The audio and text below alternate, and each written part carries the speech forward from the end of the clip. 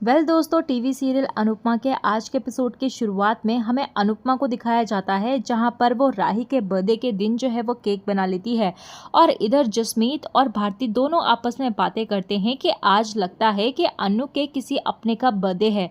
और तभी वहां पर जसमीत बोलते हुए नजर आती है कि अनु, हम केक जो है वो कट कर लेंगे।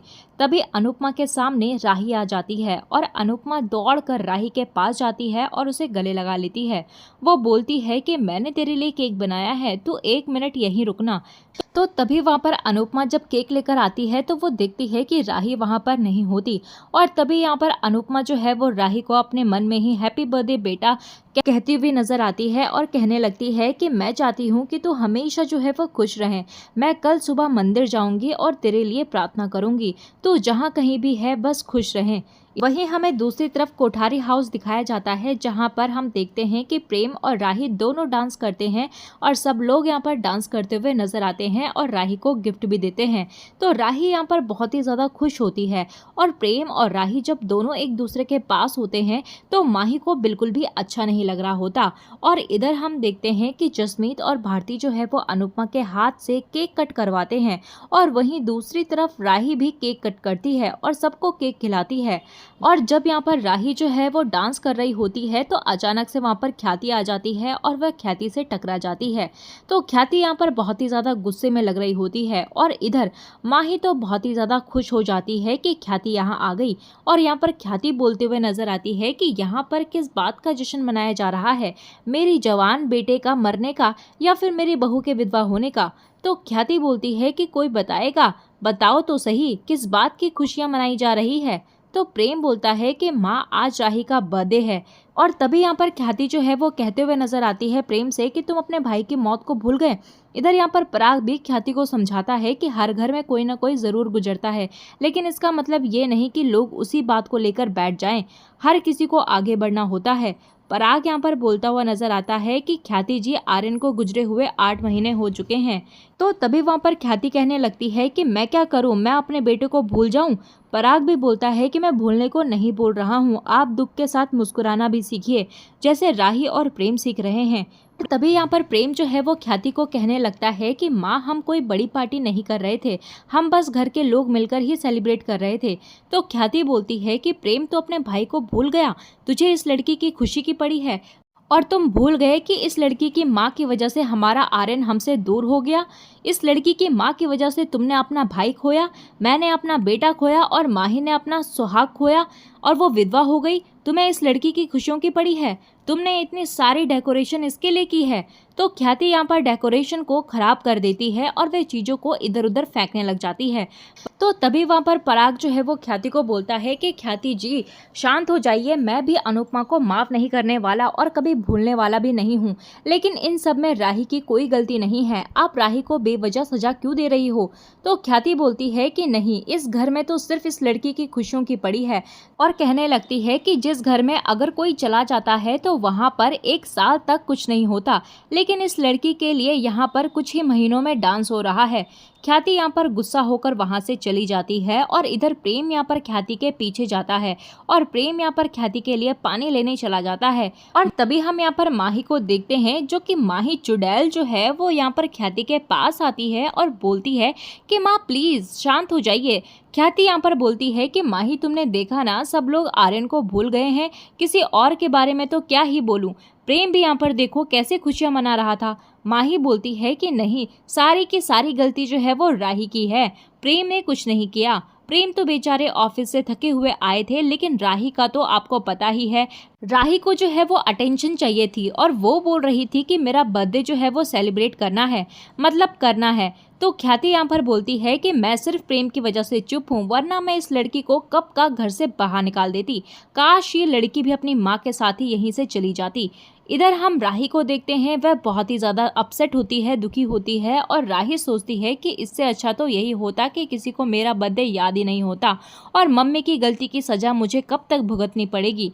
अगली सुबह हम यहाँ पर देखते हैं कि पराग राही को बोलता है, राही आज की आरती तुम और प्रेम दोनों करोगे। फिर हम देखते हैं कि प्रेम और राही दोनों मिलकर यहाँ पर श्रीनाथ जी की आरती करते हैं और राही यहाँ पर पराग का आशीर्वाद लेती है।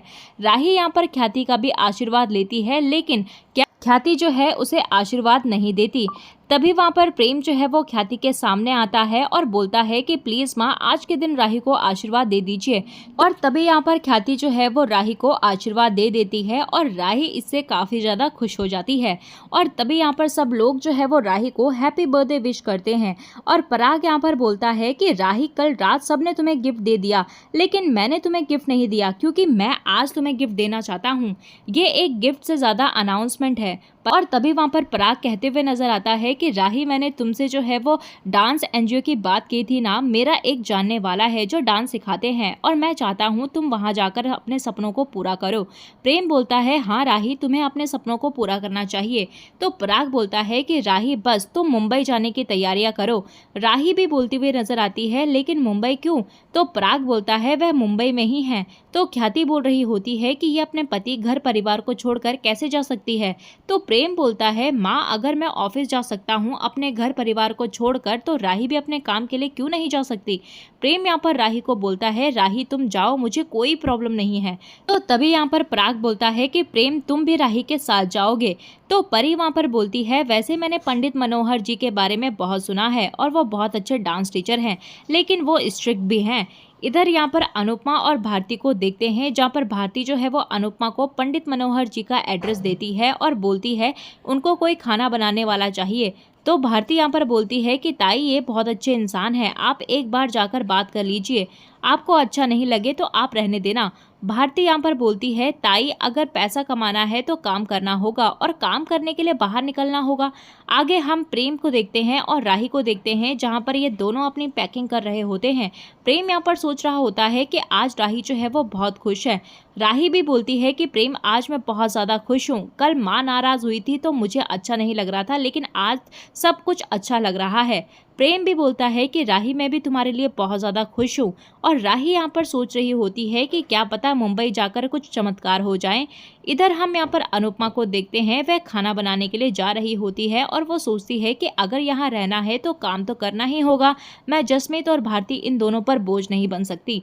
आगे हम देखते हैं कि ख्याति को देखते हैं, जहाँ पर अनिल जो है वो ख्याति को बोल रहा होता है कि भाभी आपको चैरिटी करके शांति मिलती है तो कीजिए, लेकिन आप एक बार ये तो देख लीजिए कि वह लोग एनजीओ वाले सही हैं या फिर गलत। और आजकल लोग जो है वो एनजीओ के नाम पर लोगों को लूटते रहते हैं। तो मीता बोलती है कि भाभी आप पिछले 8 महीनों के अंदर करोड़ों रुपए उड़ा चुकी हैं। ख्याति भी बोलती है कि मैंने पैसे उड़ाए नहीं हैं, किसी का भला किया है। और तभी वहाँ पर ख्याति कहने लगती है मीता से कि मीता पैसे तो तुम उड़ाती हो, तभी तो तुम्हारा बिजनेस जो है वो लॉस में चल रहा है। तो मीता बोलती है कि नए बिजनेस को थोड़ा टाइम लगता है और मैं तो आपको सिर्फ यही बोल रही थी कि शायद हो सकता है कि वे लोग जो है वो फ्रॉड हो। तो ख्याति यहाँ पर बोलती है कि सारे जो है वो मेरे पति के पैसे हैं, मैं चाहे उन्हें उड़ाऊं या फिर आग लगा दूं। मीता बोलती है कि अनिल भी वहां पर काम करते हैं। तो ख्याति बोलती है कि मुझे पता है अनिल कितना काम करते हैं। तो मीता और ख्याति यहाँ पर दोनों आपस में झगड़ने लगते हैं और अनिल बोलता है कि मोटा भाई आज आप मेरे साथ ऑफिस चलिए, क्या पता आपको अच्छा लगे। वहीं दूसरी तरफ हम अनुपमा को देखते हैं, वह सोच रही होती है कि आज मेरी बेटी का बर्थडे है, क्या पता कुछ अच्छा हो जाए। तो अनुपमा घर से बाहर निकलने वाली होती है, तभी वहाँ पर सरिता ताई आ जाती है और सरिता ताई अपने फ़ोन में वह वीडियो देख रही होती है जो अनुपमा का बनाया गया था। मोहल्ले की सारी औरतें अनुपमा को बोल रही होती है कि तुम इस मोहल्ले में नहीं रह सकती, यहाँ से निकलो। वहीं हम दूसरी तरफ अनुपमा को देखते हैं, वह सोच रही होती है कि आज मेरी बेटी का बर्थडे है, क्या पता कुछ अच्छा हो जाए। तो अनुपमा यहाँ पर घर से बाहर निकलने वाली होती है, तभी वहाँ पर सरिता ताई आ जाती है और सरिता ताई अपने फोन में वह वीडियो देख रही होती है जो अनुपमा का बनाया गया था। मोहल्ले की सारी औरतें यहाँ पर अनुपमा को बोल रही होती है कि तुम इस मोहल्ले में नहीं रह सकती, यहाँ से निकलो। आज तो किसी और के पति पर डोरे डाल रही थी, कल तो हमारे पति पर डोरे डालोगी। तो अनुपमा यहाँ पर उन औरतों से बचकर घर के अंदर वापस चली जाती है।